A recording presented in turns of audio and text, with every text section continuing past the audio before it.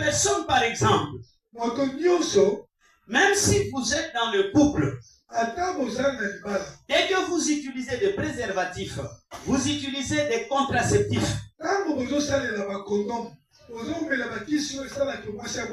vous serez dans le même coin avec tous ceux qui avortent. Et pour vous, c'est plus grave que eux. Pourquoi? Parce que lui, peut-être, il avait juste avorté un seul enfant. Mais toi, tu as mis dans les sachets des milliers de semences. Et tous ces enfants-là vous attendent. Parmi ces enfants, il y a des ministres que vous avez jetés. Il y a des pasteurs que vous avez jetés. Il y a des évangélistes que vous avez jetés. Alléluia. Et papa me demande, il me dit, papa, si quoi, parce que avec ma femme, on s'était dit ceci. Moi, quand j'étais jeune, je me disais, j'aurais seulement 4 enfants. J'arrive dans le mariage, ma femme a envie d'avoir seulement 6 enfants. Mais aujourd'hui, on se retrouve maintenant avec 6 enfants. On s'est dit, nous allons continuer encore, on aura plus d'enfants.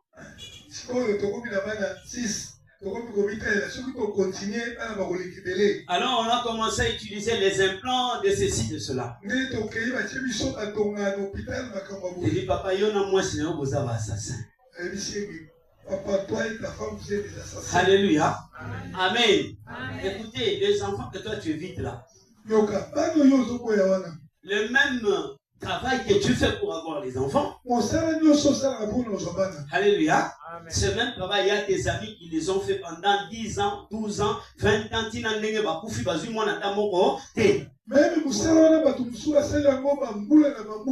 ils n'ont jamais eu pas de message. Donc celui qui donne les enfants, ce n'est pas toi, papa, mais c'est qui? C'est le Seigneur. C'est à lui, c'est à toi de dire seulement de papa. Oh, merci. Et coquille. Est-ce que vous ne pouvez pas aussi donner aux autres? Merci au PC coquille. Il est souverain, il va arrêter lui-même. Parce que tu lui as demandé. Mais si tu commences à faire tes propres stratégies, devant Dieu, tu es en dehors et tu vas rater le ciel. Oui, il me dit ceci dans sa parole. Fais de l'Éternel tes délices, il te donnera ce que ton cœur désire. Peut-être le septième enfant là que tu ne veux pas recevoir là. C'est celui qui est dans la prédestination de Dieu pour te sauver. C'est celui peut-être qui va aussi te rendre la vie meilleure. Mais nous, on s'était dit seulement, l'avoir autant c'est fini. Bien aimé, ne cherche pas à faire ta volonté. Laisse que la volonté de Dieu soit faite. Amen. Alléluia. Amen. Même si toi tu refuses de dire Amen. Jésus-Christ lui-même va dire c'est ça. Parce que devant la mort, devant son arrestation, lorsqu'il faisait sa dernière prière, il voit vraiment que cette frappe sera énorme. Il dit, est-ce que Seigneur, tu ne peux pas éloigner un peu cette coupe de moi? Mais il finit par dire, si cela est ta volonté, que ça se fasse comme ça, mais que ça ne soit pas ma volonté. Laissons que la volonté de Dieu se fasse dans nos vies. Alléluia. Amen. Amen. Même si toi tu dis pas Amen, Marie va dire Amen. Amen. Alléluia. Pourquoi Marie va dire Amen? Vierge qu'elle était, elle n'a pas encore connu son mari, elle est fiancée, mais on veut la dire Dada au Bota. Elle dit, bon, je suis l'instrument du Seigneur, que sa volonté se fasse. Aujourd'hui, on a les gens qui ne veulent pas accepter la volonté de Dieu. Bien-aimés, j'ai continué dans le lieu de tourment.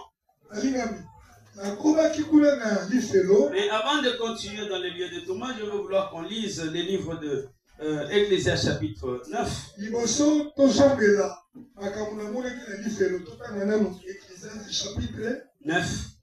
9. Et là, on lit 4 à 6.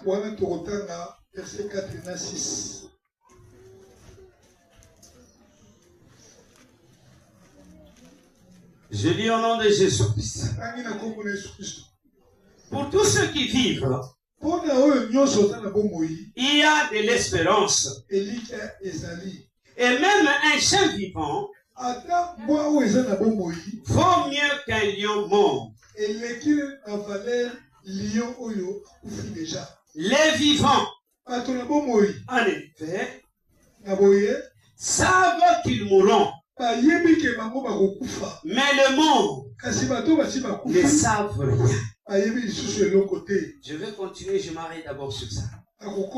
Alléluia. Amen. Alléluia. Amen. On dit ceci, que pour tous ceux qui vivent, il y a de l'espérance. Et même si tu es chômeur aujourd'hui, tant